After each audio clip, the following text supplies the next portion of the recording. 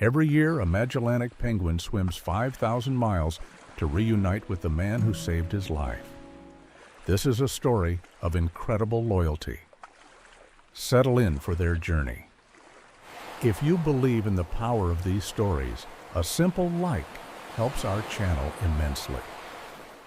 Our story begins not in the frigid waters of Patagonia, but on the warm, sun-drenched shores of Provita, a small fishing village on an island just outside Rio de Janeiro, Brazil.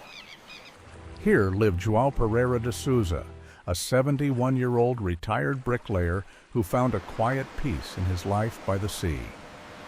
His days were simple, marked by the rhythm of the tides and the casting of his fishing nets. He was a man who understood the ocean's temperament, its immense power, its generosity, and sometimes its cruelty. He had no grand expectations for his retirement, just the calm of the waves and the familiar faces of his community. But in March of 2011, the ocean would bring him something far more profound than any fish he had ever caught. It would bring him a challenge, a companion, and a purpose he never anticipated.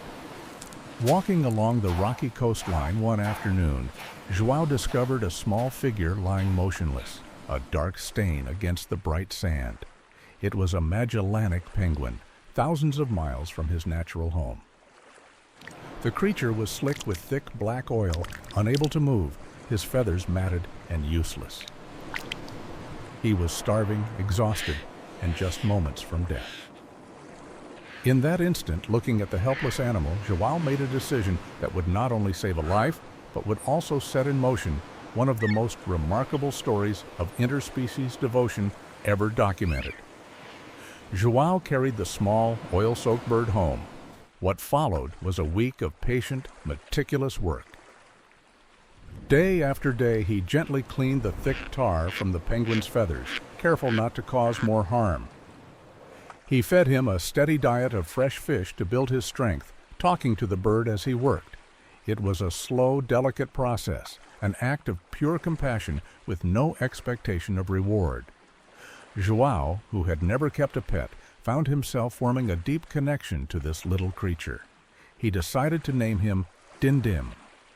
Slowly, Dindim began to recover. His energy returned, his feathers regained their waterproof sheen, and his true personality started to emerge. João would take him to the sea, encouraging him to return to his life. But Dindim would have none of it.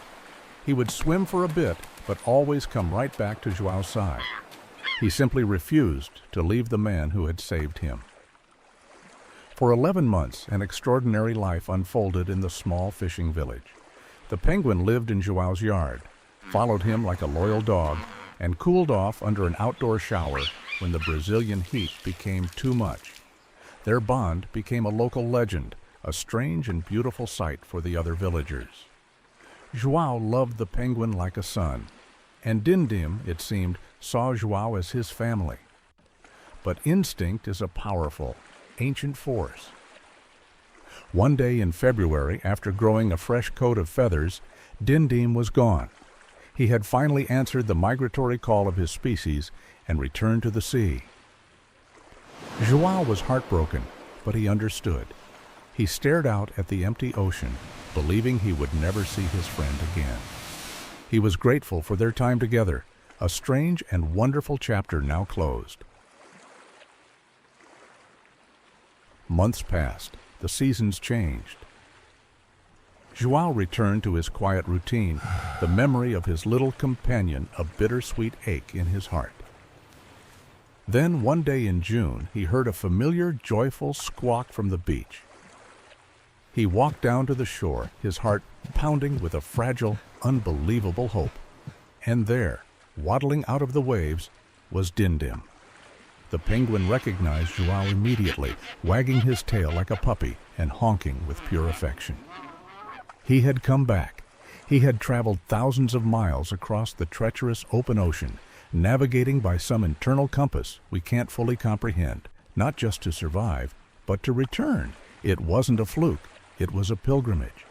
This became their new reality. A breathtaking cycle of loyalty that defied all scientific explanation. Every year, like clockwork, Dindim would disappear around February. He would travel to his breeding grounds along the coasts of Argentina and Chile.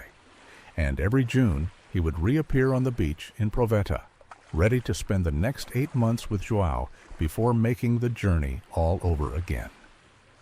This journey is an astounding 5,000-mile round trip through predator-filled waters. Biologists who heard the story were baffled. While penguins are known to be loyal to their mates and return to the same nesting grounds, this level of devotion to a human across such an immense distance wasn't heard of. It challenged the conventional understanding of animal instinct, memory, and emotion. Some theorize that Dindim believed João was part of his colony, perhaps even another penguin. But for João, the explanation was much simpler. "I love the penguin like he's my own child," he famously said, "and I believe the penguin loves me." For years, this incredible friendship continued, a testament to a connection that science struggled to define, but the heart instantly understood. Their story was not about grand gestures, but about the quiet, profound moments. The sight of an old fisherman and a penguin sitting together on the shore, two beings from entirely different worlds sharing a silent, comfortable companionship against the vast backdrop of the sea.